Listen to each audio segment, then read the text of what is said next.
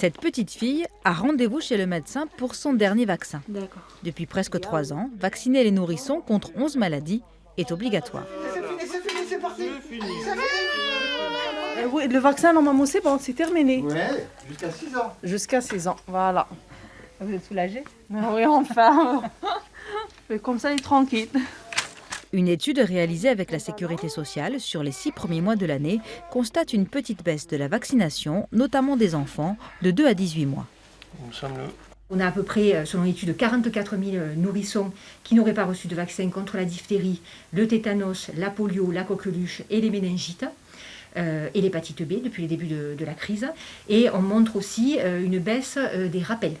Le bilan complet, on vous le dira à la fin de l'année, on n'a pas tout à fait les chiffres, mais voilà, donc il faut faire la promotion de la vaccination. Même s'il y a le Covid, on peut mourir du tétanos, on peut mourir de la rougeole.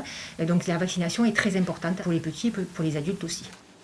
La prévention des maladies et donc la vaccination est au cœur de la mission des services de la protection maternelle et infantile gérés par les départements. À 7, les professionnels de la PMI ont bien ressenti une petite chute des consultations en mars-avril pendant le premier confinement. Mais le retard a été rattrapé et en ce moment, le carnet de rendez-vous est plein. Ici, on en est sûr, la confiance des parents dans l'équipe fait toute la différence.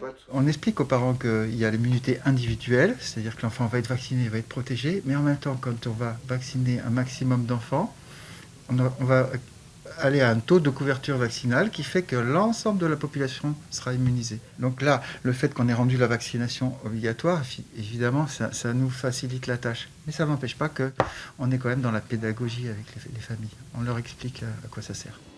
Un message bénéfice-risque plutôt bien reçu. Ben oui, c'est important. Au moins on est à jour et même pour les petits, au moins ils risquent de rien avoir, quoi.